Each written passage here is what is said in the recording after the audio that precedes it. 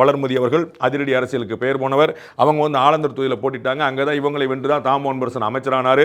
மீண்டும் ஆலந்தூர் தொகுதியில் போட்டிட்டாங்கன்னு அவங்களுக்கு வந்து வெற்றி வாய்ப்பா இல்லைன்னு பார்த்தீங்கன்னா 40,571 வாக்குகளில் திமுக சேர்ந்து தாமோன்பரசன் வெற்றி வாய்ப்பை இழந்தாங்க. மீண்டும் ஆலந்தூர் தொகுதியில் போட்டிட்டாங்கன்னு என்னன்னு பார்த்தோன்னா மீண்டும் அந்த பக்கமே போகக்கூடாது அப்படிங்கிறது தான் நம்முடைய சாணக்கியாவோட கணிப்பாக இருக்குது. அந்த பக்கம் போனாங்கன்னா திரும்பவும் தோல்வி தான். ஆலந்தூர் தொகுதியில் போட்டிட்டா. ஆனால் வளர்மதி அக்காவுக்கு இல்லாத தொகுதியில் தமிழ்நாட்டில் எந்த தொகுதியிலும் போட்டக்கூடியவங்க, குறிப்பாக சென்னையில் வந்து எந்த தொகுதியிலும் போட்டக்கூடிய வாய்ப்பு இருக்கக்கூடியவங்க. ஸோ அவங்க வந்து ஆலந்தூர் தொகுதியை தேர்ந்தெடுக்காமல் இருக்கிறது தான் நல்லது அப்படிங்கிறது சாணக்கியாவுடைய கணிப்பாக இருக்கிறது. அடுத்த நான் பார்க்கக்கூடியது கடலூரில் இருக்கக்கூடிய திரு MC சம்பத் அவர்கள். அவரும் முன்னாள் அமைச்சர், ஏடிஎம்கேல இருந்தவர். 5,351 வாக்குகளில் திராவிட முன்னேற்ற வெற்றி வாய்ப்பை இழந்தார். கடந்த முறை தோத்தார். ஆனால் ஒரு 5,000 வாக்குகள் தான் அப்படிங்கிற பார்க்குறோம்.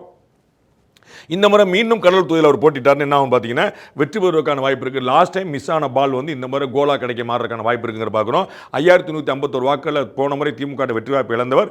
இந்த முறை வந்து வெற்றி பெறுவதற்கான வாய்ப்பு இருக்குது. தொகுதி கொஞ்சம் கம்ஃபர்டபுளாக தான் இருக்குது. அந்த ஆன்டிங் சேர்ந்து ஒரு ஃபேவர் பண்ணுங்கிற பார்க்குறோம். MC சம்பத் அவர்கள் மீண்டும் கடலூர் தொகுதியில் போட்டிட்டா வெல்லுவதற்கான வாய்ப்பு இருக்குங்கிறது சாணக்கியாவுடைய கணிப்பாக இருக்கிறது.